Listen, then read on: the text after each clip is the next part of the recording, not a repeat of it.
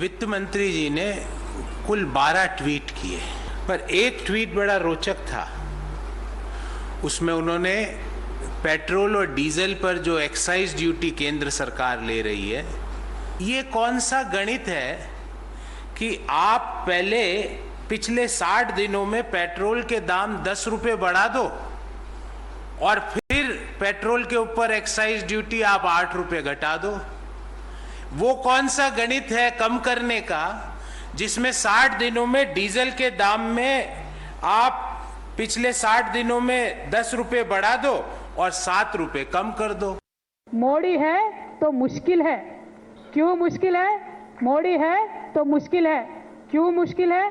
क्योंकि आज जीडीपी पाताल में है और महंगाई आसमान में है। मोदी है तो सिलेंडर का दाम 1000 के ऊपर है, पेट्रोल का दाम 120 के ऊपर है, डीजल का दाम 105 के ऊपर है, तेल महंगा है, नमक महंगा है, दाल महंगा है। कैसे जिएंगे लोग? ये एमपी साहब आप बताओ, अमेरिका में जाके नॉर्मल झूठ मूठ बात मत बताओ, ये सारे बातें बताओ। रुपये का जो वैल्यूएशन है वो पाताल में है, लेकिन बेरोजगारी जो है वो आसमान में है।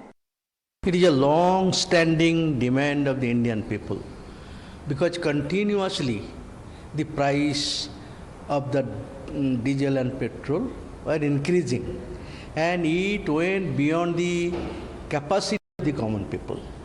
So because of that, people are suffering severely. They demanded it should be removed, and government is making income. Government in last few years they earned 23 lakh rupees from the extra price. So you are making the price. Now country is in trouble. Now you share this benefit to the people. So ultimately they found that price rise is becoming out of control. So they have taken. It is good that they have accepted the people's demand to some extent. आज पूरी दुनिया में आर्थिक तंगी और मंदी का दौर चल रहा है। सप्लाई चेन बुरी तरह से बाधित हुई है। चारों तरफ जो है वो किल्लत और क्राइसिस से पूरी दुनिया जूझ रही है, ये किसी से छिपा नहीं है। इसके बावजूद भी हमारे देश के लोगों को इस पूरी दुनिया में जो आर्थिक तंगी और मंदी का दौर चल रहा है, आर्थिक क्राइसिस का दौर चल रहा है, आर्थिक किल्लत का दौर चल रहा है, उससे हमारे देश के लोगों को कम से कम नुकसान हो, कम से कम उससे वो प्रभावित हों, इसके लिए लगातार उन्होंने काम किया है। और जो एक्साइज ड्यूटी घटाई गई है उसका ही एक नतीजा है और एक ही उदाहरण है। I go by the proportionate part. Even if I accept the logic, but whatever has been done proportionally, they should also come forward, and then they can have a right to ask a question. But none of the states which are ruled by opposition are doing it. Even today, the petrol price, the fuel price is highest in Maharashtra. Why so? Or in Rajasthan? Why so? The Congress or Congress-supported states.